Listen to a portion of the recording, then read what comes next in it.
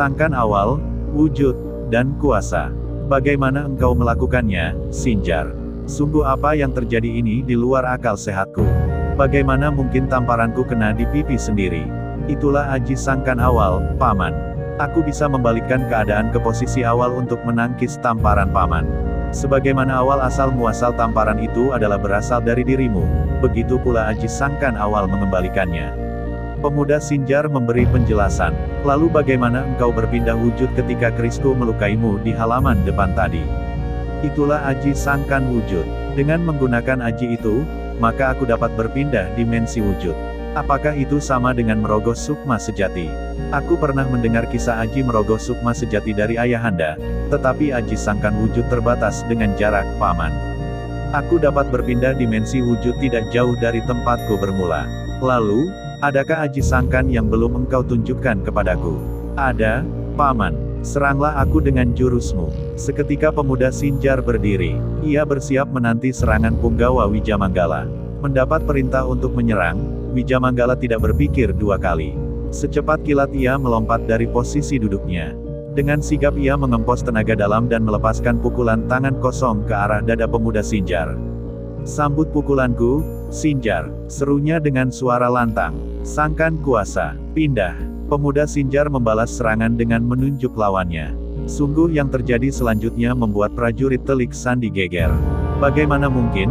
Tiba-tiba Punggawa Wijamanggala telah berada di halaman masjid dan memukul prajurit Telik Sandi yang tengah berjaga. Plak, plak, aduh. Prajurit Telik Sandi yang tidak siap itu seketika kena tamparan pukulan Wijamanggala. Beruntung Punggawa Kesultanan Banten itu segera tersadar dan merubah pukulan tangan kosongnya menjadi tamparan.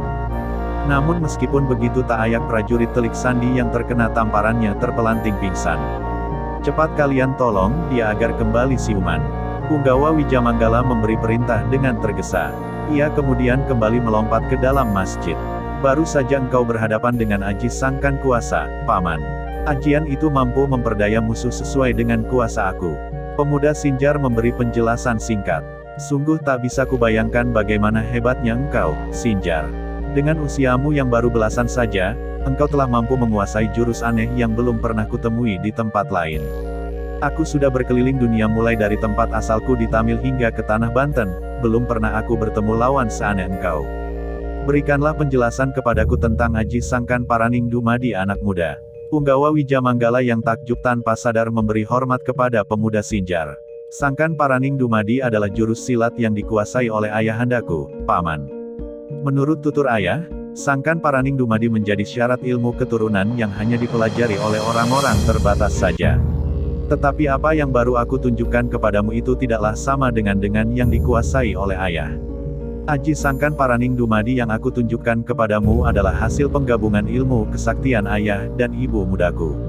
Aku yang sedari kecil ikut dengan ibu mudaku di perkampungan jauh di pedalaman sana mendapat gemblengan aji sangkan Paraning Dumadi langsung oleh beliau. Menurut ibuku, aji sangkan Paraning Dumadi itu disesuaikan dengan sifat dan pembawaanku. Ia terdiri atas 3 aji utama, yaitu sangkan awal, sangkan wujud dan sangkan kuasa. Sedari kecil aku hanya belajar 3 jurus ajian sangkan Paraning Dumadi. Berbekal aji sangkan, menurut ibu sudah cukup untuk menjagaku dari ancaman lawan. "Hei, siapakah nama ayah dan ibumu?" Wijamanggala yang penasaran tak sanggup menahan lidahnya untuk bertanya. Seketika pemuda Sinjar memandang.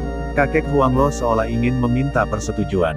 Kakek yang memiliki tatapan mata teduh itu menganggukkan kepalanya.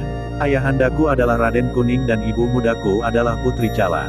Sedangkan ibu tuaku adalah Hamnah Putri Cinde anak dari ketua kampung di sini Litantong." Meskipun jawaban Sinjar terdengar pelan, namun Punggawa Wijamanggala seketika terhentak.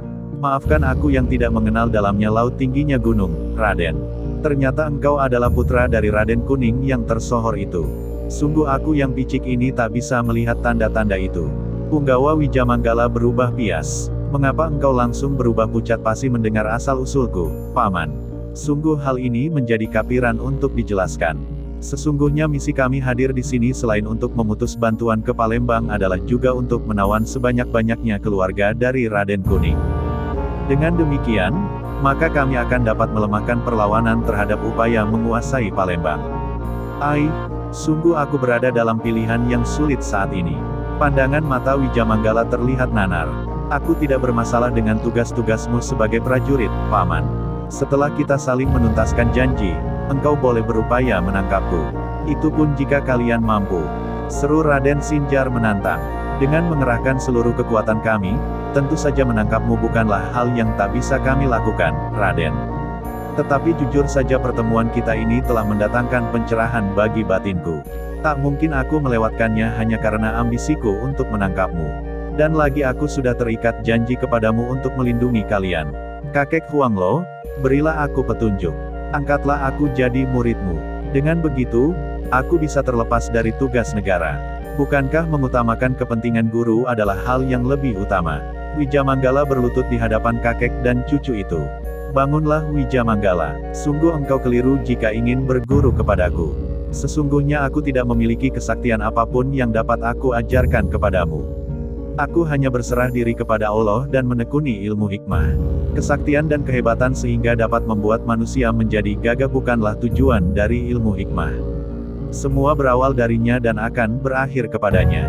Itulah wujud dari berserah diri sebagai satu-satunya petunjuk mendapat hikmah. Kakek Huanglo yang sedari tadi diam, kemudian berdiri dari duduknya dan menyentuh pundak Wijamanggala yang masih berlutut. Aku tak ingin ilmu kesaktian, kakek.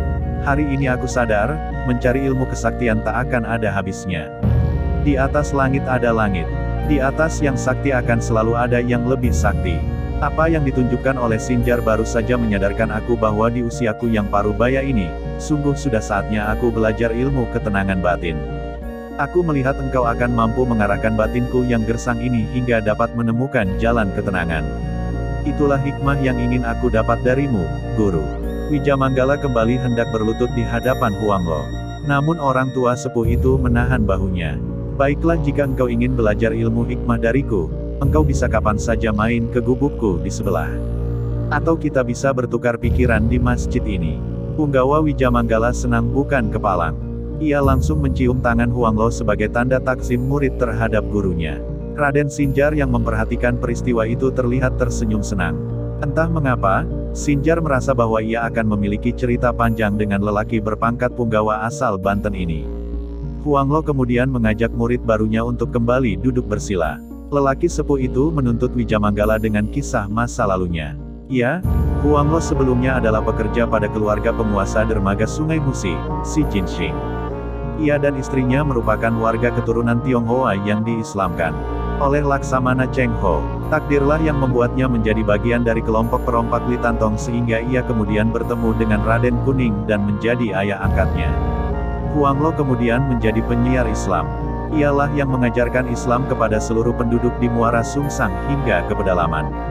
Karena syiarnya itulah penduduk setempat memanggilnya dengan sebutan Kiai Muara Sungsang. Di masa awal syiarnya, Huanglo sempat ditawan oleh kelompok Mentrabang sehingga lama menetap di perkampungan perompak ganas itu. Di tempat tersebut, Huanglo kembali mendapat menantu putri dari Mentrabang bernama Putri Cala. Istri dari Raden Kuning itu dalam keadaan tertekan batinnya ketika bertemu dengannya. Putranya yang bernama Raden Gatra diculik oleh sepasang pendekar aneh, saudara seperguruan Mentrabang yang bernama Belingis dan Derimas. Dengan bantuan Huanglo, Putri Cala dapat mengisi kekosongan batinnya dengan ilmu agama. Tak hanya itu, cucunya anak dari Hamnah Putri Cinde juga diangkat anak oleh Putri Cala sebagai pengganti Raden Gatra yang menghilang. Berdasarkan petunjuk Putri Cala yang sakti, Huanglo berhasil memperoleh kemantapan dalam ilmu hikmah. Tidak itu saja, Putri Cala juga menciptakan aji Sangkan Paraning Dumadi untuk diturunkan kepada Raden Sinjar. Ajian itu sengaja diberi nama serupa dengan ilmu Raden Kuning sebagai pengingat suaminya yang masih berlayar ke Pulau Jawa. Itulah sekelumit kisah kami, muridku, Kiai Muara Sungsang menyelesaikan ceritanya. Sungguh aku baru tahu jika Kiai Muara Sungsang yang terkenal itu adalah guruku sendiri. Alhamdulillah ya Rab, engkau telah membuka jodohku untuk belajar dari orang yang tepat. Wijamanggala menengadahkan kedua tangannya dan mengusap wajahnya dengan kedua tangannya pertanda syukur. Sudah banyak kisah kami yang engkau ketahui, Paman. Sekarang giliranmu menceritakan kisah kalian di Kesultanan Banten. Raden Sinjar mengingatkan Wijamanggala yang masih terikat janji dengan dirinya. Seketika Wijamanggala tersadar, ia kemudian menghela nafas panjang, sebelum akhirnya membuka cerita. Baik, Raden, aku akan ceritakan semua yang aku tahu.